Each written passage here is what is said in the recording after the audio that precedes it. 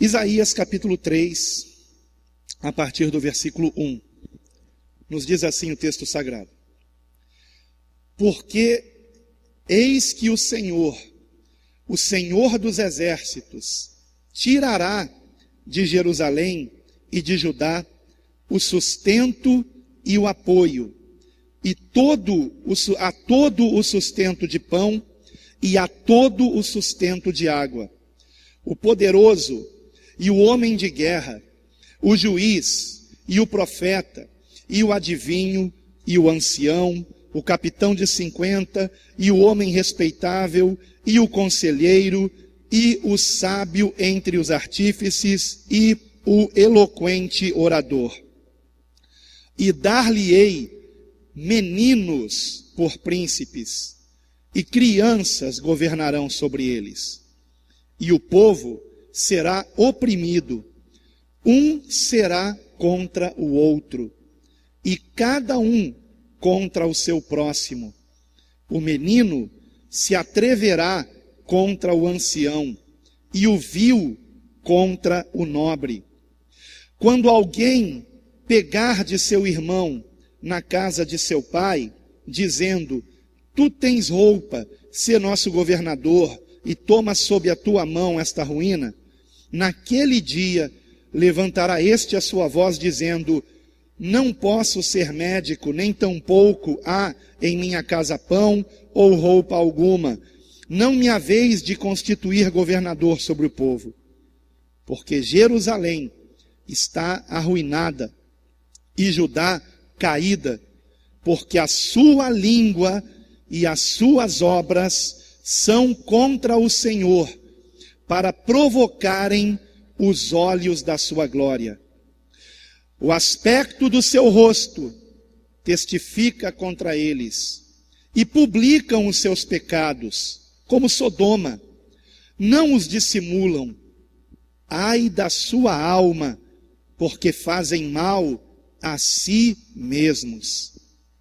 Dizei ao justo que bem lhe irá, porque comerão do fruto das suas obras. Ai do ímpio, mal lhe irá, porque se lhe fará o que as suas mãos fizeram. Os irmãos podem sentar-se, por favor.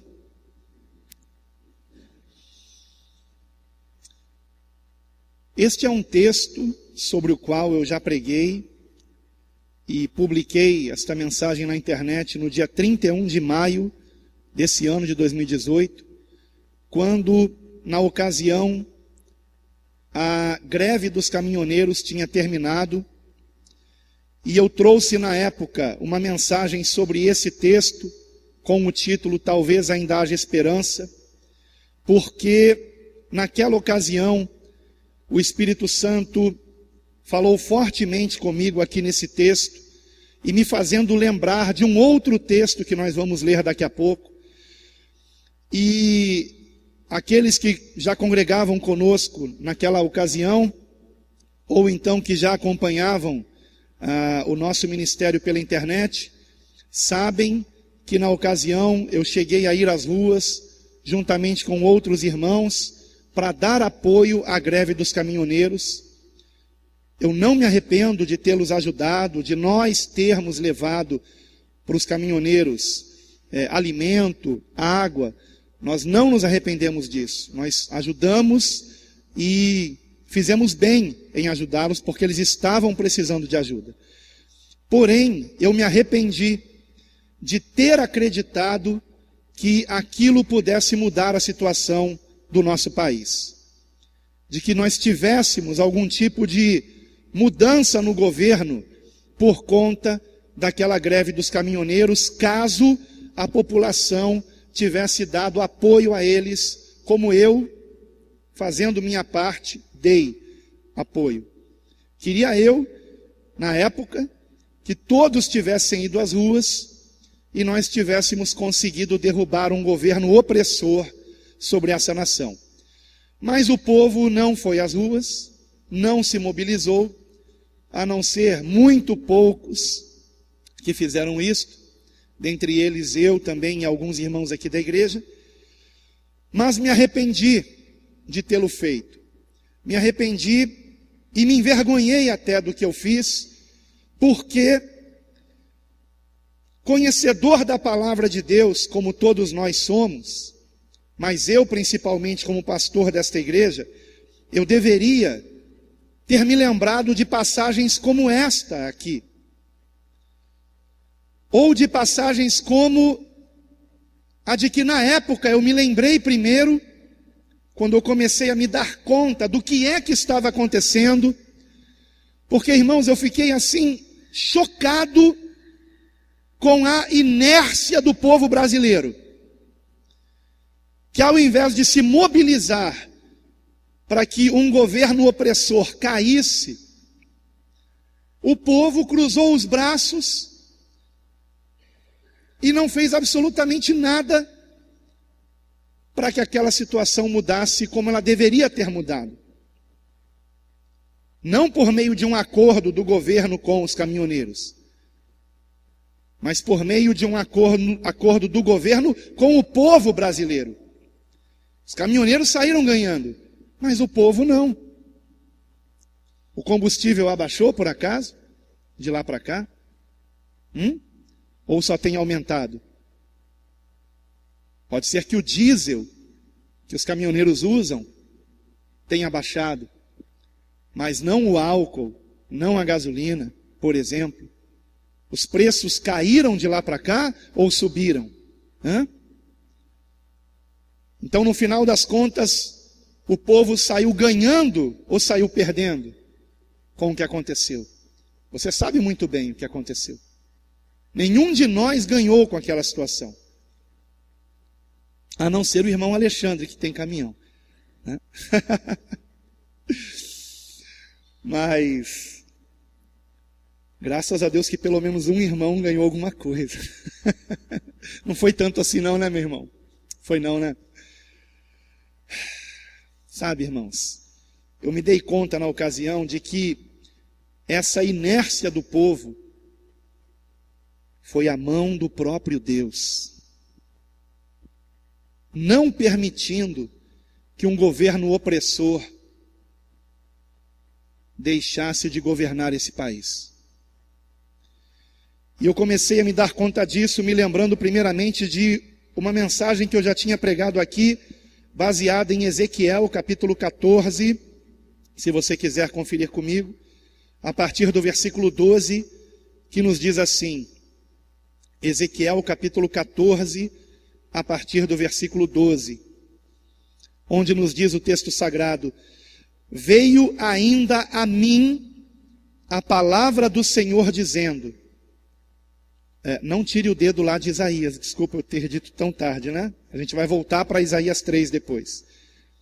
Mas eu queria que você entendesse que tudo está interligado no texto sagrado. E diz assim a palavra de Deus, versículo 13 agora, Ezequiel 14, 13.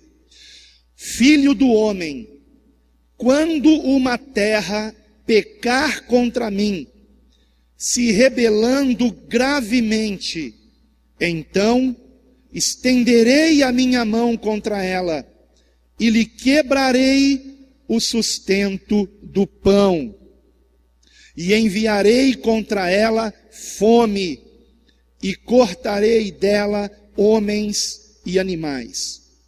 Ainda que estivessem no meio dela estes 3 homens, Noé, Daniel e Jó, eles, pela sua justiça, livrariam apenas as suas almas, diz o Senhor Deus.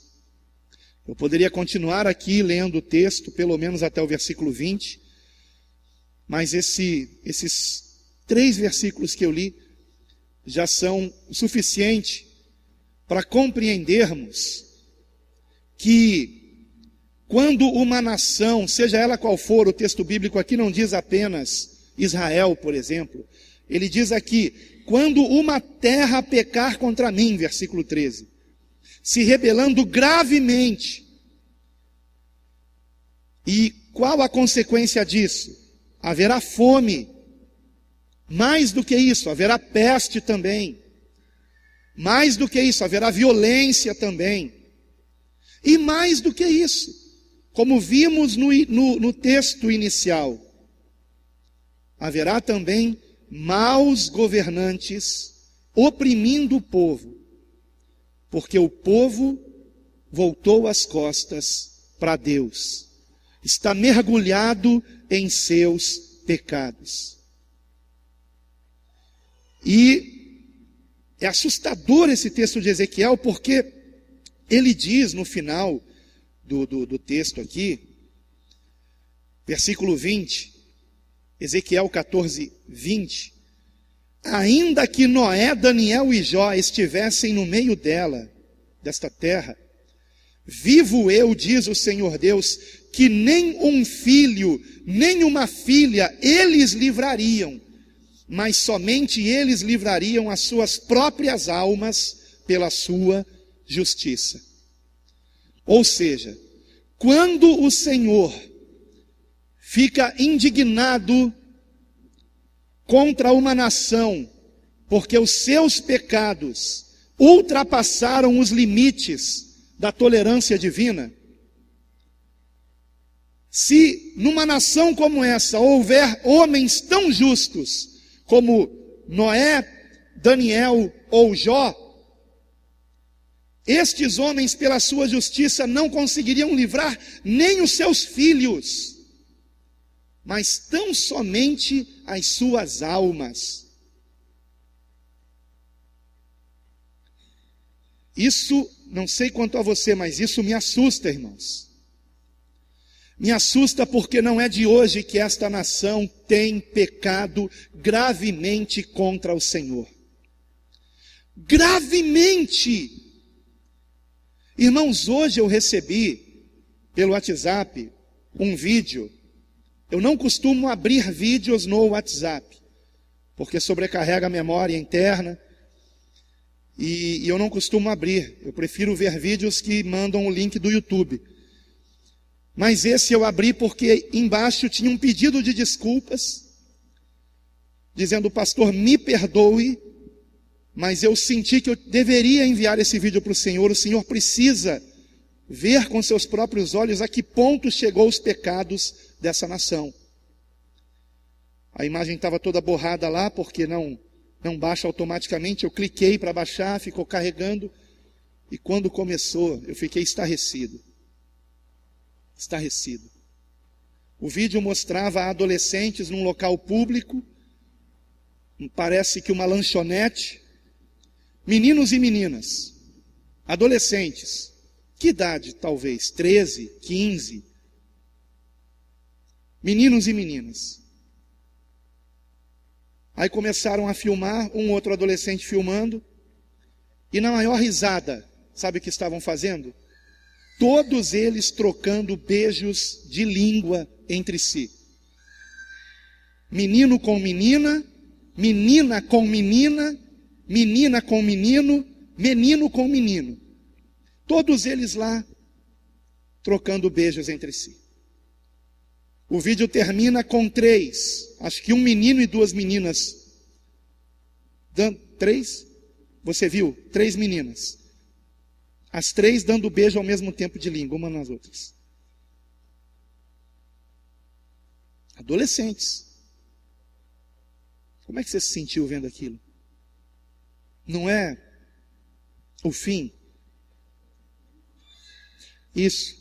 O pior de tudo foram as risadas. Porque tudo isso foi feito debaixo de muita gargalhada, como se o pecado fosse uma brincadeira. E acho que a pessoa que estava filmando disse assim, mas disse ironizando: vocês vão todos para o inferno, não é? Mal sabe ele que é exatamente isso mesmo que vai acontecer, se não se arrependerem. Agora, como que esses adolescentes chegaram a esse ponto? Porque não foram ensinados desde pequeno no caminho em que devem andar. Porque já os seus pais também já estão pecando gravemente contra o Senhor. Queremos jogar a culpa toda na escola. Mas a tarefa de educar princípios, valores, é do pai e da mãe, é da família. Na escola, a criança tem que aprender matemática, física, química, português, história. É claro que seria muito bom se as escolas voltassem a ensinar, como no meu tempo, educação moral e cívica. Mas os governos socialistas que tomaram o poder nesse país, iludindo o povo com uma falsa democracia, a primeira coisa que fizeram foi tirar das escolas o ensino de educação moral e cívica. Por que será que fizeram isso, hein? Só que a solução, meus irmãos, para o nosso país, prestem bem atenção nisso, a solução para o nosso país não será o próximo presidente da República. Não será, eu lamento dizer isso para você. Eu estou completamente convencido disto, irmãos. Não importa quem vença estas eleições. Não importa. Não importa. Seja lá quem for, de direita, de esquerda. É claro que, na minha opinião, se for de esquerda, aí é que a gente desce ladeira abaixo mesmo. Mas não importa, ainda que seja um de direita, que na minha opinião só tem um de direita. O outro que parece de direita, na minha opinião, quando você vê o partido dele, o que o partido dele defende não é bem uma direita. As ideias dele não são bem de direita. Ainda que ele se diga cristão, servo de Deus, ele continua não sabendo escolher o partido do qual faz parte. A solução não será o próximo presidente, ainda que vença aquele que aparentemente é a solução. Ele é a solução para o país. Mas eu tenho uma coisa para dizer para você com base na palavra de Deus. O único Salvador desta pátria e de qualquer outra é somente Jesus Cristo. Jesus Cristo. Jesus Cristo. O que eu quero dizer com isso? Que enquanto uma nação não se arrepender dos seus pecados e se converter a Cristo, o juízo do Senhor sobre ela permanecerá. Porque se o Senhor fez isso com Jerusalém, se o Senhor fez isso com Judá, se o Senhor fez isso com a menina dos seus olhos, quanto mais com a nação brasileira, meus irmãos. Quanto mais com a nação brasileira. Versículo 4 do texto, Isaías 3, versículo 4. Dar-lhe-ei meninos por príncipes, e crianças governarão sobre eles. Quem é que está colocando esses governantes sobre o povo? O próprio Deus, irmãos. O próprio Deus. Então, ainda que as urnas sejam fraudadas, e estejam elas favorecendo, seja lá quem for, que eu tenho as minhas dúvidas, não de que as urnas sejam fraudadas, mas de quem será o escolhido para ser por elas favorecido. Eu já tenho uma suspeita, prefiro me calar. Mas uma coisa eu sei, que Deus está sobre o governo desta nação. E ninguém será eleito presidente dessa nação sem a permissão de Deus. Ninguém, irmãos. Ninguém. Conta-se, não sei se é verdade, conta-se que Tancredo Neves dizia: nem Deus me impede de ser presidente dessa nação.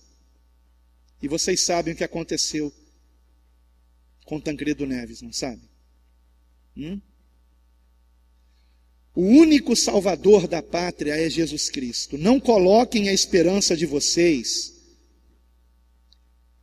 em qualquer candidato a presidente para esta nação. Não coloquem. Não coloquem sobre o homem. Porque o que esse texto nos mostra claramente, como por exemplo no versículo 5, que o povo será oprimido e um será contra o outro. Por quê? Como já está acontecendo aqui no Brasil. Já está acontecendo aqui no Brasil. Agora os cristãos também estão divididos, porque antes eles tinham um candidato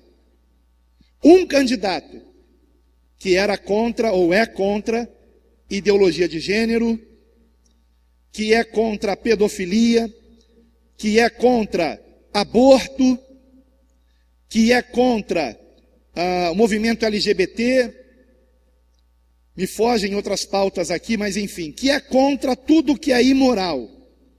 Ok? Antes estávamos todos focados em um candidato, mas aí na última hora aparece um outro candidato,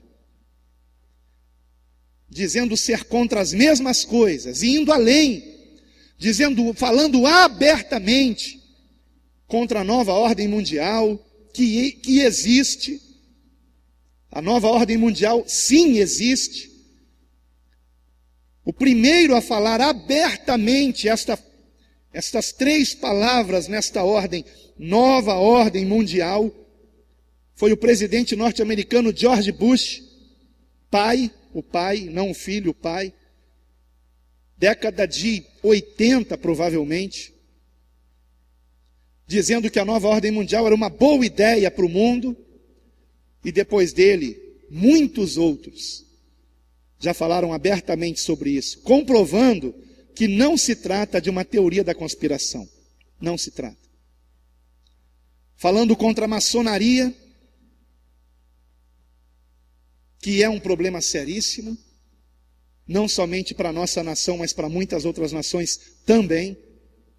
Muitas pessoas não têm ideia de qual é o problema da maçonaria, eu não tenho tempo para falar sobre isso aqui. Mas não é porque alguém fala abertamente sobre essas coisas e que dê glória a Deus toda hora, que seja o melhor candidato. Porque qual é o plano de governo? Quem será o seu ministro da economia, por exemplo? Será que ele tem realmente capacidade administrativa? Será que ele será respeitado pelos demais políticos? Ou será que olharão para ele como se ele fosse louco? Porque, irmãos, não é porque nós cremos em Cristo que temos que nos comportar como loucos.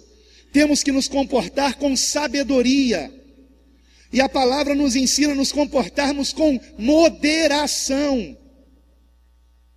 Não é por força nem por violência que as pessoas irão se converter. É através do nosso bom testemunho, do nosso procedimento sábio, correto. Não temos que nos envergonhar de Cristo.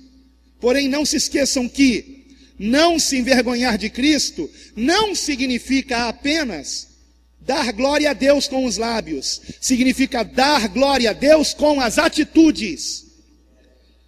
E uma atitude de um político que realmente serve a Cristo é não subir num altar de uma igreja, próximo de eleições. Ele pode até subir, se for convidado para fazer uma oração,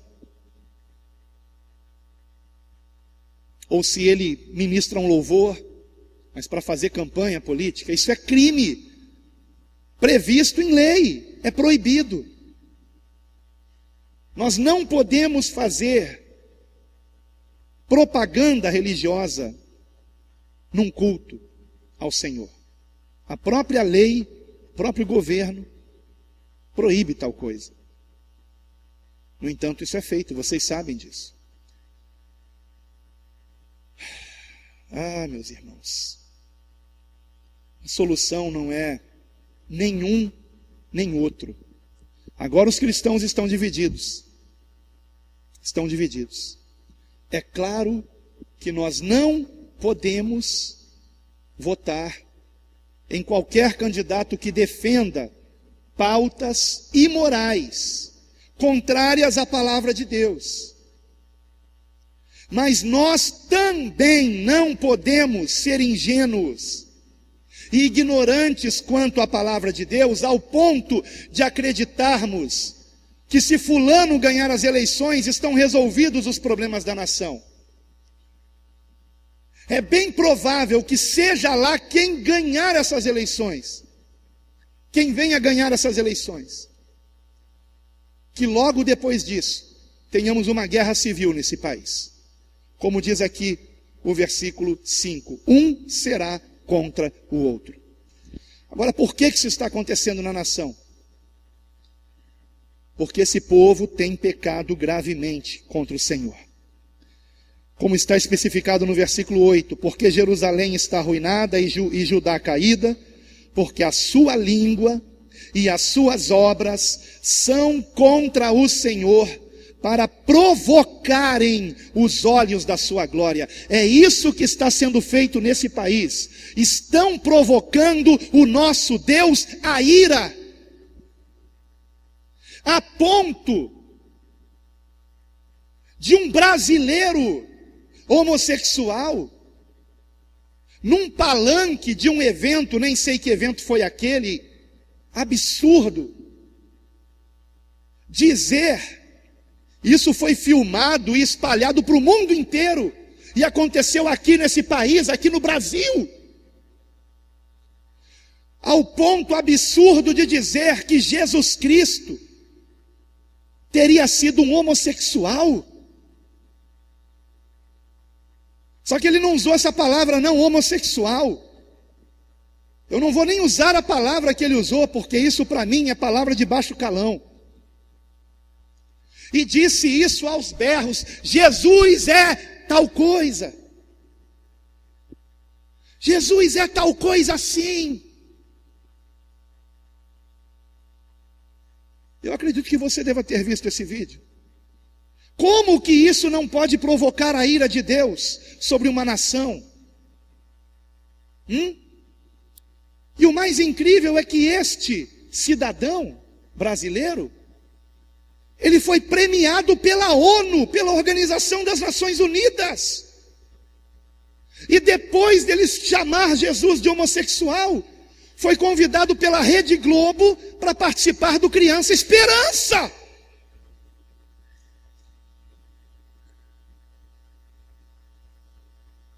Como que a ira de Deus não vai ser derramada sobre essa nação, irmãos? Só tem um jeito de nós escaparmos disso, irmãos. Um jeito, irmãos. Se realmente formos como Noé, Daniel e Jó. Íntegros, retos, se nos desviarmos do mal, se formos tementes ao Senhor. Porque do contrário, irmãos, porque eu sei, a ira virá sobre essa nação, já está vindo, o juízo já começou, ele já começou. E para nós escaparmos disso, a palavra nos ensina como nós podemos escapar disso. E quando eu digo nós, é individualmente. Se os meus filhos não fizerem a parte deles, eles não vão escapar. Porque o texto bíblico em Ezequiel 14 é muito claro. Noé, Daniel e Jó livrariam apenas as suas almas, nem as almas dos filhos deles. Então, que cada um de nós venha fazer a sua parte, porque todos nós somos culpados. Todas as vezes que somos coniventes com o pecado, que ligamos uma televisão e assistimos programas feitos por homens ímpios, maus, contrários à palavra de Deus, pior, que damos ibope para um canal de televisão que exalta alguém que chamou Jesus de homossexual e usando essa pessoa para influenciar crianças. Não que os outros canais de TV sejam melhores, tá? Todos eles estão a serviço de Satanás. Todos eles, por meio de seus filmes, suas novelas, seus programas de auditório, fúteis, carnais, E tem crente vendo essas coisas. A paciência do Altíssimo acabou. E o juízo, como diz a palavra, quando vem o juízo do Senhor, sabe por onde começa o juízo? Pela casa de Deus. Por nós. Por nós.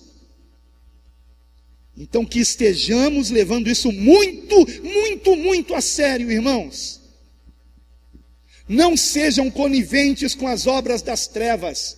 Antes, pelo contrário, condenai-as. Seja contrário a isso, em nome de Jesus. Arrependa-se de seus pecados, porque quando a ira for derramada na sua totalidade, quem não for como Noé, Daniel e Jó não escapará. Não escapará. Talvez você se considere fraco. Eu quero dizer uma coisa para você. Eu me considero fraco. Eu não tenho forças em mim mesmo.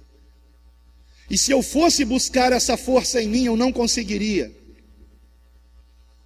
Mas a palavra de Deus nos ensina, a nós que somos convertidos a Cristo, que maior é o que está em nós do que tudo que está nesse mundo. Maior é o que está em nós.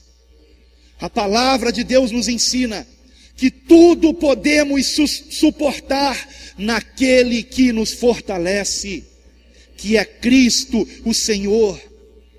Então nos apeguemos a Ele, venhamos nos encher do seu Santo Espírito, venhamos perseverar em fazer o bem, em pregar a sua palavra. Amados, o tempo acabou. Que possamos fazer a nossa parte com intrepidez e ousadia, cheios do Espírito Santo, não confiados em nossa força, porque não temos força, mas neste vaso de barro frágil habita o poder de Deus.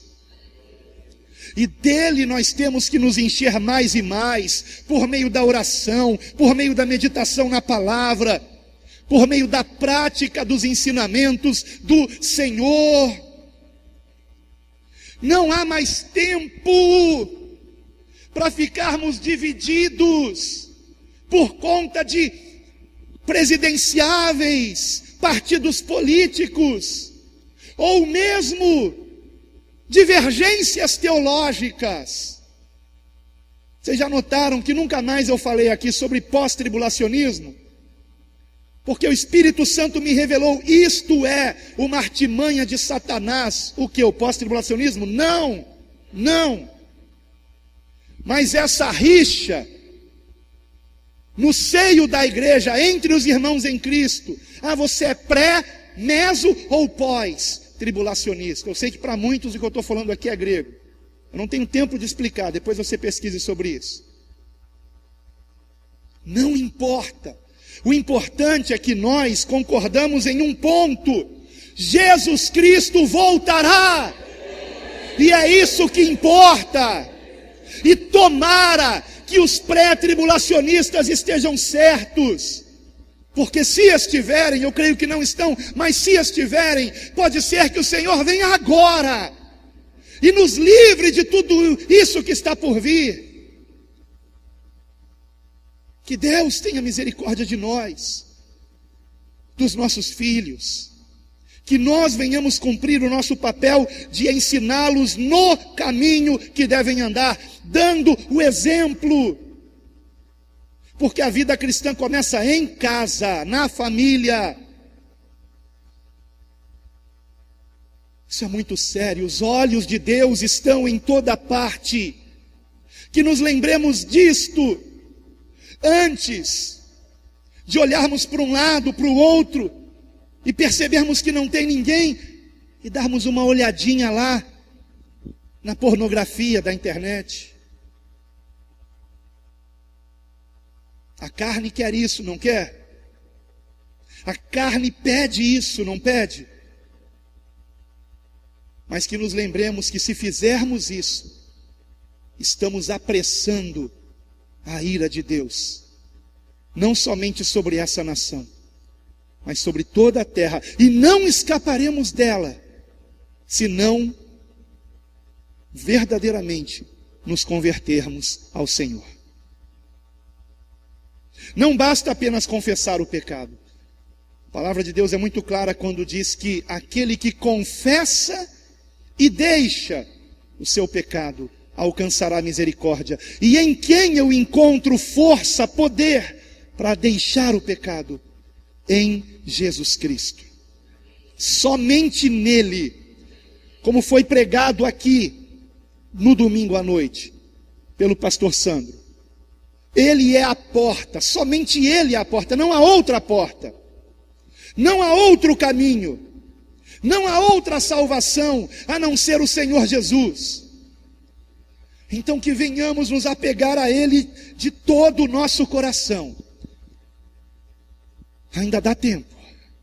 Agora, hoje, esse é o momento de nos arrependermos, irmãos, de pedirmos a misericórdia do Senhor, de todo e qualquer pecado, todo e qualquer pecado. Vejam que no versículo 8 o Senhor diz: porque a sua língua, não esqueça que os pecados não são apenas pecados com obras, há pecados cometidos com a língua também. Vejam como o versículo de número 9, por exemplo, ele diz: o aspecto do seu rosto testifica contra eles e publicam os seus pecados. É como se esse texto aqui profetizasse a internet, profetizasse as publicações, os posts, as postagens de tudo que não presta. E por que essas coisas são publicadas? Porque há quem as veja, há quem as procure. Só que temos que nos lembrar, irmãos, que se publicarmos, ou se olharmos, estamos fazendo mal a nós mesmos. Versículo 9: o aspecto do seu rosto testifica contra eles, e publicam os seus pecados como Sodoma, não os dissimulam. Ai da sua alma, porque fazem mal a si mesmos. A si mesmos, não esqueça disso. O pecado que você comete se volta contra você. E o pior é que não é só contra você, é contra a sua família. Não é só contra a sua família, é contra a sua igreja. Não é contra só a sua igreja, é contra a sua cidade, é contra a sua nação. Todos somos culpados. Por isso Daniel, se não me engano, no capítulo 12, se não me engano, não me lembro agora se é 12 ou 8, creio que 8, ele ora ao Senhor, tomando sobre si os pecados da nação, dizendo: nós pecamos. Mas Daniel era um homem íntegro, mas ele reconheceu que ele fazia parte do problema, parte do castigo que estava vindo sobre a sua nação. E é o que nós temos que fazer, ao invés de ficarmos colocando a culpa, seja lá em quem for, em um governante, que nós venhamos assumir a nossa culpa. Daniel 9, obrigado. Que venhamos assumir a nossa culpa, que venhamos assumir a nossa culpa. E eu quero convidar você a fazer isso agora. Nós precisamos, irmãos, vigiar mais. O Senhor está procurando quem o adore em espírito e em verdade. Ele está procurando, porque são muito poucos. O Senhor está batendo a porta e dizendo: se alguém ouvir a minha voz, porque poucos estão ouvindo, mas que você ouça o que o Espírito Santo de Deus diz à igreja. Porque o Salvador desta pátria é o Senhor Jesus Cristo. E para que isto aconteça, para que Ele nos salve, temos que nos converter a Ele de todo o nosso coração. Como está dito em 2 Crônicas 7, 14, se o meu povo, que se chama pelo meu nome, se humilhar e orar e buscar a minha face e se converter dos seus maus caminhos, então ouvirei dos céus e perdoarei os seus pecados e sararei a sua terra. Que assim seja. Oremos.